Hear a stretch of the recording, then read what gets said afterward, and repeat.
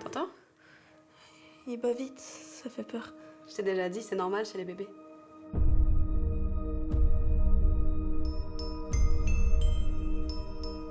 Demain soir, tu fais la cuisine, ok?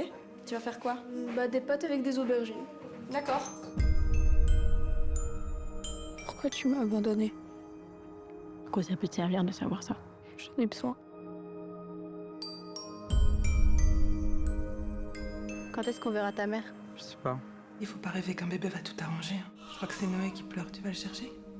Moi aussi je pleure. J'ai décidé que j'allais placer Lily en famille d'accueil. Qu'est-ce que cette connasse de psy t'a encore fourré dans le crâne? Dans ta maison maternelle de merde.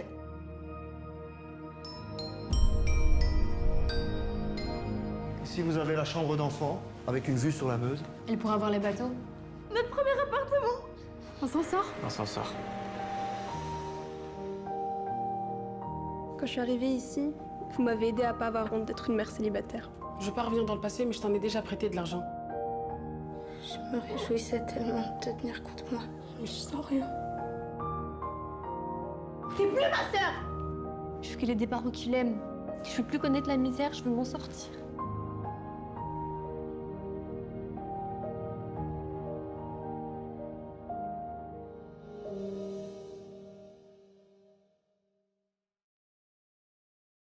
Bonjour Łukasz. Bonjour. Alors je suis avec monsieur Łukasz Girsa, qui était donc le président du jury œcuménique du Festival de Cannes 2025.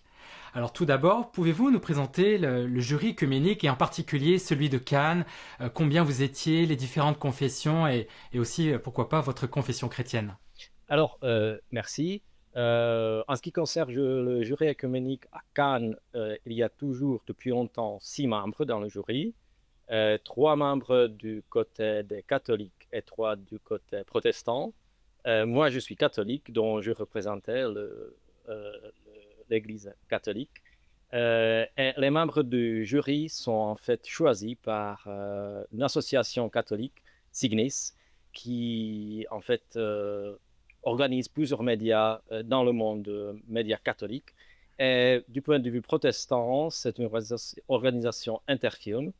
Et en fait, les jurys œcuméniques sont présents dans le festival depuis les années 70. Le premier était à Locarno et je crois que le deuxième était à Cannes.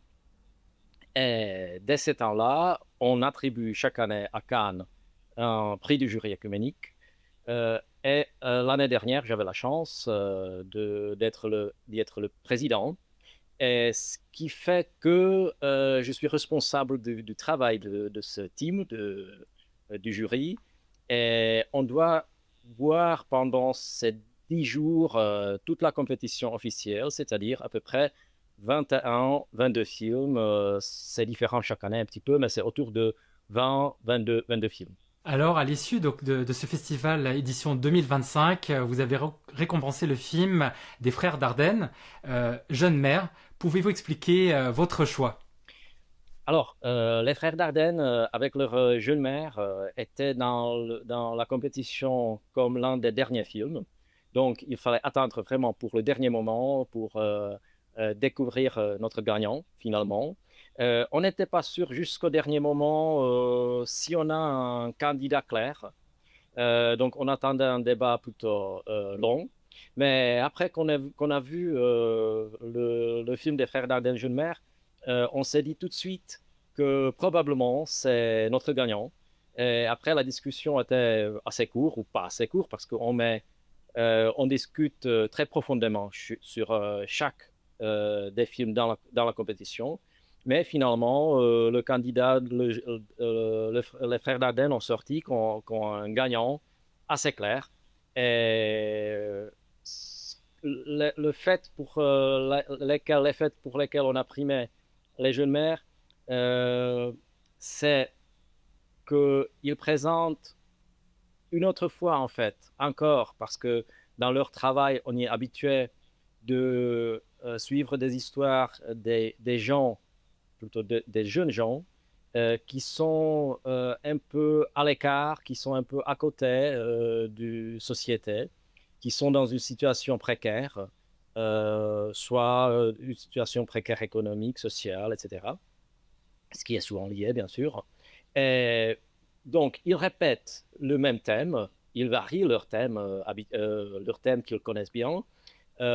Aussi, ils varient ou ils sont très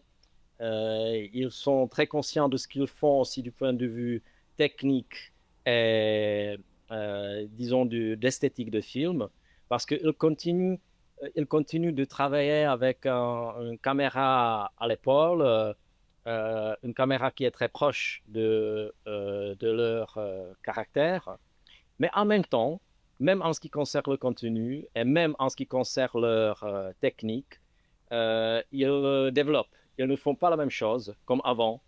Et ça, on a aussi apprécié beaucoup parce que, de point de vue de contenu, ce qui était nouveau, c'est que c'est un peu un film choral, qu'il y a plusieurs de caractères. Il y en a 5, en fait, des histoires des jeunes filles qui s'entremêlent pendant cette 1h30 de la durée du film. Et ce qui est aussi nouveau, c'est que l'histoire est beaucoup plus positive, ça s'achève beaucoup plus positivement que leur film précédent. C'était aussi très important pour nous. Et ce que j'ai souligné, moi, dans la discussion, je me rappelle bien que c'est pour la première fois que les frères Dardenne ne font pas un portrait seulement des individus dans la société, mais aussi des institutions. Et des institutions qui ont une fonction clairement positive. Et il y en a 2 institutions qui sont présentées comme des points positifs dans la société. C'est bien sûr la maison pour les jeunes mères, la maison maternelle, qui est en Belgique en fait une institution qui abrite les mères, les jeunes mères mineures, pour la plupart des cas, qui ont une situation difficile, sociale et économique. Pour la plupart des cas, bien sûr que ce sont des jeunes filles sans famille ou avec des relations problématiques avec leurs parents. Donc, c'est l'institution qui les aide. Et puis aussi, ce qui est accentué à la fin et qui est un peu, peut-être, c'est un peu caché, c'est aussi l'institution scolaire. C'est en fait un petit rôle, mais qui est essentiel à la fin du film, d'une pédagogue d'un des jeunes mères. Mais je ne vais pas dire plus. Ce film, je trouve qu'il y a vraiment une authenticité, une vérité, à la limite du documentaire. Des fois, on se pose la question si ces jeunes comédiennes ne sont pas vraiment des jeunes mères, tellement c'est bien interprété, et aussi le côté du lien avec le bébé. Moi, je trouve que c'est important, c'est que parfois le bébé, on le voit dans des fictions, ça correspond pas tout à fait à l'âge d'un nouveau-né, mais là, il y a quelque chose qui semble très vrai, d'avoir ces bébés qui sont aussi importants finalement dans le film que ces jeunes mères adolescentes.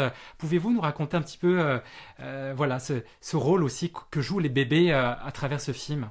Oui, en fait, c'est très intéressant que vous parlez là-dessus parce que c'est important aussi pour les frères Dardenne.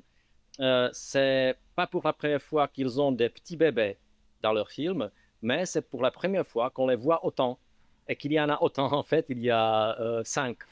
Et bien sûr que comme dans les films on y est habitué, on est à mi-chemin vers un documentaire parce que ils ont aussi commencé comme des documentaristes, en fait. Et ils ont toujours voulu être le plus proche de la réalité possible. Et ils ont parlé de ça, je me rappelle très bien, dans la conférence de presse à Cannes, pendant la conférence de presse, que les bébés, c'était important pour eux, mais en même temps, quand vous avez des bébés sur le plateau, c'est un élément qu'on ne peut pas toujours diriger très bien.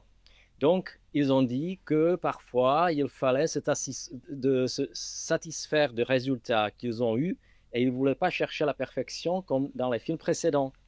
Mais quand je les ai demandé, alors où est-ce qu'on voit cette imperfection, parce que je ne l'ai pas vue dans le film, ils ont dit que c'était plutôt leur